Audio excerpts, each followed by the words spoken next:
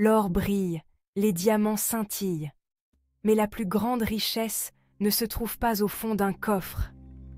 Elle est en nous, invisible, mais puissante, notre esprit.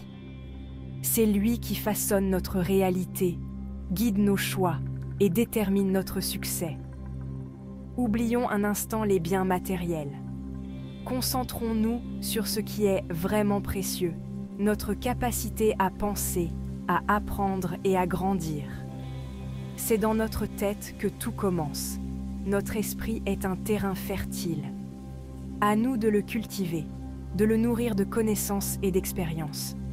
Car c'est en investissant en nous-mêmes que nous construisons un avenir solide et prospère. Robert Kiyosaki, auteur à succès, l'a bien compris. Dans ses livres, il martèle l'importance de l'éducation financière. Mais il va plus loin en insistant sur le rôle crucial de l'état d'esprit. Pour Kiyosaki, l'intelligence financière ne se résume pas à des chiffres. C'est une façon de penser, une attitude face à l'argent et aux opportunités. C'est la capacité à voir ce que les autres ne voient pas, à saisir les occasions et à prendre des risques calculés. Son message est clair, la richesse commence dans la tête. Avant d'espérer gagner de l'argent, il faut apprendre à le gérer, à le faire fructifier. Et cela s'apprend. L'actif le plus puissant que nous ayons, c'est notre esprit. Si on le forme bien, il peut nous rapporter d'énormes revenus, écrit Kiyosaki. Ces mots sont percutants. Ils nous rappellent que notre esprit est un outil puissant, capable de générer des richesses considérables. Mais attention, comme tout outil, il faut savoir s'en servir. Un esprit mal utilisé peut devenir un fardeau, rempli de pensées négatives et limitantes. Il est donc crucial de le nourrir de pensées positives, de cultiver l'optimisme et la confiance en soi. N'oublions jamais que nos pensées façonnent notre réalité.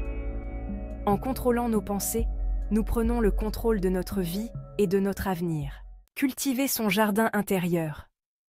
Comment développer un état d'esprit propice au succès? Tout commence par l'apprentissage.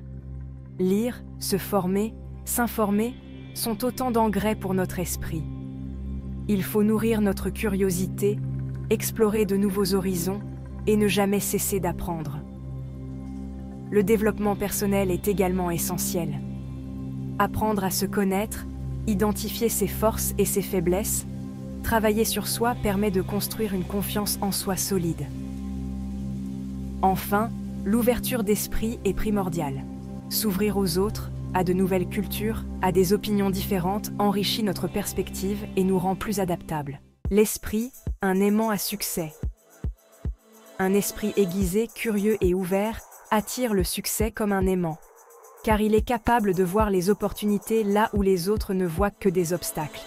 Il sait s'adapter aux changements, prendre des risques et rebondir après un échec. Le succès n'est pas un cadeau du ciel. C'est le fruit d'un travail constant sur soi, d'une volonté de faire et d'une confiance inébranlable en ses capacités. N'attendons pas que le succès vienne à nous. Allons le chercher, équipés de notre plus grande richesse, notre esprit. En conclusion, la vraie richesse ne se trouve pas dans un compte en banque, mais dans la puissance de notre esprit. C'est un investissement à long terme, bien plus rentable que n'importe quelle action en bourse. Prenons le temps de nourrir notre esprit, de le cultiver et de le faire grandir. Car c'est le plus beau cadeau que l'on puisse se faire à soi-même et au monde. Alors, n'attendons plus.